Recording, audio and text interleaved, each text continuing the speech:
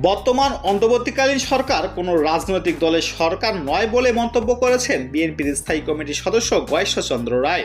প্রধান উপদেষ্টা অধ্যাপক ডক্টর মোহাম্মদ ইউনূস সহ এই সরকারের সবাই অরাজনৈতিক উল্লেখ করে গয়েশ্বরচন্দ্র রায় বলেন, বিশ্বাস করি তারা রাজনৈতিক ব্যাপারে হস্তক্ষেপ না করে গণতন্ত্র চলার পথকে সুগম করবেন। যত দ্রুত সম্ভব গণতন্ত্রের সূচনার জন্য একটা নির্বাচন দেবে সরকার। সনাতন ধর্মাবলম্বীদের দুর্গাপূজা প্রসঙ্গে গয়েশ্বরচন্দ্র রায় বলেন, এখানে কিছু ঘটনাও আছে, আবার কিছু গুজবও আছে। 5ই আগস্টে পরাজিত শক্তি বসে নেই, তারা একটা নাশকতা করার চেষ্টা করবে।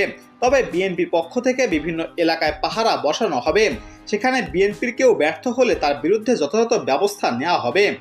বিএনপির ভারপ্রাপ্ত চেয়ারম্যান তারেক রহমানের বিরুদ্ধে যেসব মামলা ও সাজা দেওয়া হয়েছে সেসবের প্রত্যাহার করতে বলেও মন্তব্য করেন গয়েশ্বরচন্দ্র রায়। তিনি বলেন, সেটা করা না হলে তা জাতির জন্য অত্যন্ত দুঃখজনক হবে। তা হবে 11 যে চক্রান্ত। বিএনপির অন্য নেতাকর্মীদের বিরুদ্ধে থাকা মামলাও প্রত্যাহার চান তিনি।